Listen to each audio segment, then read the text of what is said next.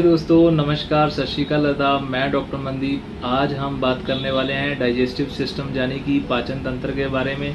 ये किस तरह से काम करता है और इसको ठीक रखने के क्या उपाय हैं और इसको ठीक रखने के लिए हम कौन सी ऐसी आयुर्वेदिक मेडिसिन यूज़ कर सकते हैं जिससे ये अच्छी तरह से अपना काम करे। दोस्तों, पाचन तंत्र हमारे शरीर का सबसे महत्वपूर्ण हिस्सा है जो हमारे द्वारा लिए गए भोजन को अच्छी तरह से पचाता है और इससे मिलने वाले पौष्टिक तत्वों को हमारे ब्लड के द्वारा शरीर के विभिन्न विभिन्न हिस्सों तक पहुंचाता है। आयुर्वेद के कई महान ग्रंथों में कहा भी गया है कि यदि हमारा पाचन तंत्र सही है और हमारा पेट सुबह खुल के साफ होता है तो ये स्वस्थ की यानी कि हेल्दी होने की सबसे पहली निशानी होती है। यदि किसी व्यक्ति का पाचन तंत्र सही नहीं है और उसे कब्ज, बदहजमी, गैस जैसी बीमारियां हैं, वो और कई बीमारियों को बुलावा देती हैं जिससे व्यक्ति का स्वास्थ्य दिन ब दिन बिगड़ता रहता है और वो कई बीमारियों से ग्रस्त हो जाता है। हमारे शरीर में होने वाली कब्ज, पेट गैस, अपचन जैसी बीमारियों के वैसे तो कई कारण हैं, मगर इसका जो मूल कारण है वो हमारी बदलती हुई जीवन शैली यानी कि हमारा लाइफस्टाइल है। इसलिए हमें अपने पाचन तंत्र के ऊपर विशेष ध्यान देना चाहिए, इसे सही रखना चाहिए। चलिए अब हम बात करने वाले हैं इस पाचन तंत्र किस प्रकार से काम करता है और इसको ठीक रखने के क्या उपाय हैं। हम वीडियो के एंड में आपको एक ऐसा आयुर्वेदिक उपचार बताएंगे जिससे आपका पाचन तंत्र हमेशा सही रहेगा। इसको सुनने से पहले यदि आप हमारे चैनल पे नए हैं तो हमारे चैनल को सब्सक्राइब कर लें और साथ में लगा हुआ बेल आइकन को ज़रूर दबा दें ताकि आपको आने वाली अगली वीडियो का नोटिफिकेशन सबसे पहले मिल सके। डाइजेस्टिव सिस्टम यानी कि पाचन तंत्र, माउथ, मुंह। हमारा पाचन तंत्र हमारे मुंह से शुरू हो जाता है। सबसे पहले हम खाना मुंह के रास्ते से अंदर लेते हैं, यानी कि मुंह के द्वारा ही खाना और हवा हमारे शरीर के अंदर दाखिल होते हैं। हमारे शरीर की पाचन क्रिया हमारे मुंह से ही शुरू हो जाती है। जब हम खाना मुंह में डालते हैं तो हमारे मुंह में सलाइवा यानी कि थूक जो होता है वो इस खाने के साथ मिल जाता है जो कि खाने को अच्छी तरह से गीला कर देता है। थूक में एंजाइम अमाइलेज पाया जाता है जो हमारे भोजन के स्टार्च को मेल्टोज एंड डेक्स्ट्रिन में तोड़ देता है। ईसोफेगस यानी कि भोजन नाली। जब हम खाना निगल लेते हैं तब भोजन फेरिंग्स, ग्रासनी या गलकोश से होता हुआ ईसोफेगस में दाखिल होता है जो आगे की ट्यूब है जो अमाशय के साथ जुड़ी होती है जो खाने को नीचे की ओर पेरिस्टालसिस मूवमेंट के द्वारा धकेल देती है। स्टमक यानी कि अमाशय। ईसोफेगस के द्वारा भोजन स्टमक में एंट्री लेता है। अमाशय में डाइजेस्टिव एसिड्स एंड एंजाइम्स होते हैं जो भोजन को पचाते हैं, भोजन को छोटे छोटे हिस्सों में तोड़ देते हैं। Stomach gall glands gastric juices बनाती हैं। इस गैस्ट्रिक जूस में जो सब्सटेंस होते हैं वो है हाइड्रोक्लोरिक एसिड, पेप्सिन एंजाइम और म्यूकस। इसमें सबसे ज़्यादा काम पेप्सिन एंजाइम का होता है जो भोजन के द्वारा लिए गए प्रोटीन को छोटे छोटे मॉलिक्यूल्स में कन्वर्ट कर देता है। अब हाइड्रोक्लोरिक एसिड क्या करता है? जो पेप्सिन एंजाइम है वो केवल एसिडिक मीडियम में ही काम करते हैं। हाइड्रोक्लोरिक एसिड जो होता है वो गैस्ट्रिक जूस को एसिडिक मीडियम में कन्वर्ट करता है ताकि पेप्सिन एंजाइम को अच्छी तरह से डाइजेस्ट किया जा सके। अब म्यूकस क्या काम करता है? ये स्टमक की वॉल लाइनिंग को प्रोटेक्ट करता है हाइड्रोक्लोरिक एसिड से। अगर म्यूकस स्टमक वॉल को प्रोटेक्ट ना करे तो वॉल लाइनिंग में इरोजन हो जाएगी और उसके बाद वहाँ पे अल्सर निकल आएंगे। स्मॉल इंटेस्टाइन यानी कि छोटी आंतर। छोटी आंतर जिसकी लंबाई लगभग 6.5 मीटर होती है जो कॉइल फॉर्म में पेट के अंदर पड़ी होती है। इसको 3 हिस्सों में बांटा गया है। सबसे पहला हिस्सा ड्यूडेनम, दूसरा हिस्सा जेजुनम, तीसरा हिस्सा इलियम। ड्यूडेनम अब पार्शली डाइजेस्टेड फूड यानी कि अनपचा भोजन अमाशय के पाइलोरिक पार्ट से होता हुआ ड्यूडेनम में दाखिल होता है। जहाँ पर पार्शली डाइजेस्टिव फूड जिसे कायम कह देते हैं उसका फिर से पाचन होता है।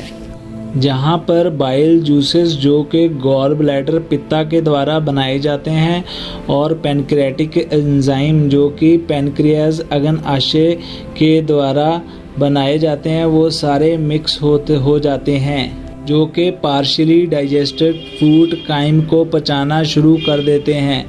भोजन का सारा वाटर, इलेक्ट्रोलाइट्स और पोषक तत्व सारे यहाँ पे ले लिए जाते हैं और खून के द्वारा शरीर के सभी हिस्सों को पहुँचा दिए जाते हैं। जेजुनम।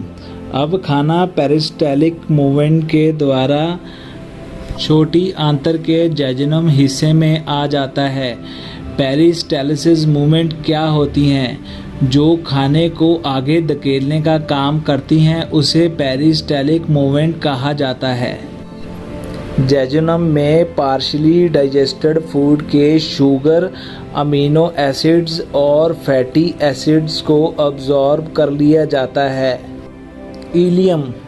अब पचा हुआ खाना पेरिस्टालिक मूवमेंट के द्वारा इलियम हिस्से में आ जाता है जो छोटी आंत्र का आखिरी हिस्सा होता है जो कि बड़ी आंत्र के सबसे पहले हिस्से असेंडिंग कोलोन के सेसम पार्ट में खुलता है। इलियम में भोजन के आखिरी तत्व विटामिन B12 और बाइल एसिड को सोख लिया जाता है। लार्ज इंटेस्टाइन यानी कि बड़ी आंत्र, इसकी लंबाई लगभग 1.5 मीटर होती है जिसको 5 हिस्सों में बांटा गया है। सबसे पहला हिस्सा ascending colon including caecum and appendix, दूसरा हिस्सा ट्रांसवर्स कोलोन, तीसरा हिस्सा डिसेंडिंग कोलोन, चौथा हिस्सा सिग्मोइड कोलोन और आखिरी हिस्सा जो 5वां हिस्सा है द रेक्टम। अब पचा हुआ खाना असेंडिंग कोलोन के सेसम में दाखिल होता है। यहाँ पर इस पचे भोजन को असेंडिंग कोलोन में धकेल दिया जाता है जो कि बड़ी आंत्र का पहला हिस्सा होती है जहाँ पर पचे हुए खाने के बचे हुए पानी और पोषक तत्वों को अब्जॉर्ब कर लिया जाता है और सख्त करके मल के रूप में परिवर्तित कर दिया जाता है। Transverse colon. अब पेरिस्टालिक मूवमेंट के द्वारा खाने को ट्रांसवर्स कोलोन में धकेल दिया जाता है। इस हिस्से में भी पचे हुए भोजन के पानी और नमक को अब्जॉर्ब कर लिया जाता है। Descending colon. अब खाना डिसेंडिंग कोलोन बड़ी आंत्र के तीसरे हिस्से में आ जाता है जहां पर फिर से मल में से पानी को सोख लिया जाता है और मल को बाहर निकालने के लिए तैयार कर दिया जाता है। Sigmoid colon. अब खाना सिग्मोइड कोलोन जो लार्ज इंटेस्टाइन का चौथा हिस्सा होता है और ये एस शेप बनाते हुए गुदा मार्ग में खुलता है। इस हिस्से में मल को रोका जाता है जब तक आप बाथरूम में नहीं चले जाते हैं। रेक्टम, गुदा मार्ग, ये लार्ज इंटेस्टाइन का आखिरी हिस्सा होती है जिसके द्वारा मल को बाहर कर दिया जाता है। तो इस तरह से हमारा डाइजेस्टिव सिस्टम यानी कि पाचन तंत्र काम करता है। चलिए अब बात करते हैं पाचन तंत्र को सही रखने के उपायों के बारे में। सबसे पहला जो उपाय है लाइफस्टाइल चेंजेस। अपनी दिनचर्या सही रखें। मनुष्य के लिए एक अच्छी दिनचर्या का होना बहुत आवश्यक है। अगर आपकी दिनचर्या संतुलित नहीं है तो आपको दिन भर कई छोटी छोटी समस्याओं का सामना करना पड़ेगा। पाचन तंत्र को आप बेहतर दिनचर्या से ही सही कर सकते हैं। सुबह से लेकर रात सोने तक अपनी दिनचर्या सही रखें, साथ ही सही समय पर अपना भोजन जरूर लें। अगर आपकी रोज़ की दिनचर्या ठीक होगी तो आपका शरीर भी उसी अनुसार चलता रहेगा जिससे पाचन तंत्र भी आपका दुरुस्त हो जाएगा। Drink more water. अधिक मात्रा में पानी पिएं। हमारे लिए पानी बहुमूल्य है। अधिकतर लोग बहुत कम पानी पीते हैं। हमें एक दिन में लगभग 2 से 4 लीटर तक पानी पीना चाहिए। अगर आपका पाचन तंत्र ठीक नहीं है तो आपको इससे अधिक पानी पीकर भी काफ़ी हद तक तंदुरुस्त कर सकते हैं। ये हमारे शरीर में होने वाली पानी की कमी को पूरा करता है, जिससे भोजन पचने में बहुत आसानी होती है। इसलिए भरपूर मात्रा में पानी ज़रूर पिएं। गुड स्लीप, गहरी और अच्छी नींद लें। जिस तरह हमारे शरीर के लिए भोजन करना ज़रूरी है, ठीक उसी तरह हमारे लिए नींद भी बेहद ज़रूरी है। बिना अच्छी नींद के अच्छे स्वास्थ्य की कल्पना करना भी मुश्किल है। कई लोग सोचते हैं कि हम कम नींद लेने पर भी खुद को फिट रख सकते हैं, लेकिन क्या आप जानते हैं कि ऐसा आप कुछ दिन तक तो कर सकते हैं, पर लंबे समय तक ऐसा करने से आपकी हेल्थ खराब हो जाएगी। जानकारों के अनुसार भी एक दिन में 8 से 9 घंटे तक की नींद जरूर लेनी चाहिए। नेवर टेक स्ट्रेस, तनाव को दूर करें। आज तनाव लोगों के लिए बहुत ही बड़ा दुश्मन बन गया है। तनाव आदमी को अंदर ही अंदर दीमक की तरह खोखला कर देता है, जिससे व्यक्ति कई रोगों से गिर जाता है। अधिक तनाव लेने से पाचन तंत्र खराब हो जाता है, इसलिए तनाव को अपनी लाइफ से दूर करें। नॉट ईट जंक और ऑयली फूड्स, यानी कि फास्ट फूड और तले हुए खाने ना खाएं। स्वाद हर कोई लेना चाहता है और इसी स्वाद के चक्कर में हम लोग फास्ट फूड खाने लगते हैं।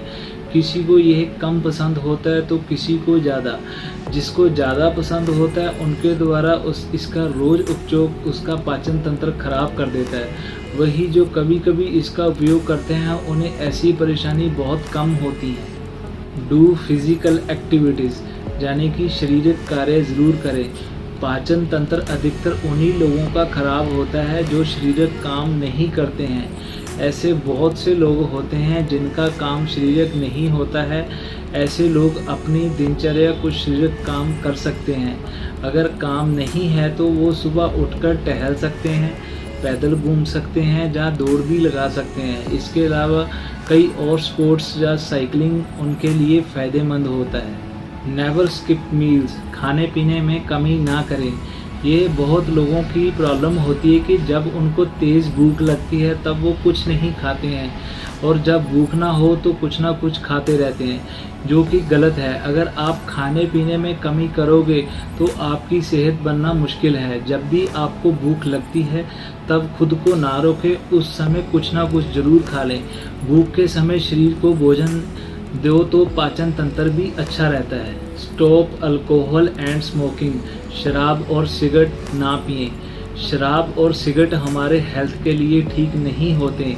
ये शायद आपको बताने की ज़रूरत नहीं है, ये आप जानते हो, फिर भी जानने के बावजूद लोग इसका सेवन करते रहते हैं। इनका लगातार सेवन करते रहने से हमारा पाचन तंत्र खराब हो जाता है और कई बीमारियां भी घेर लेती हैं। इसके अलावा चाय और काफ़ी से भी दूरी बनाकर ज़रूर रखें। ईट फ्रूट्स, यानी कि फल खाते रहें।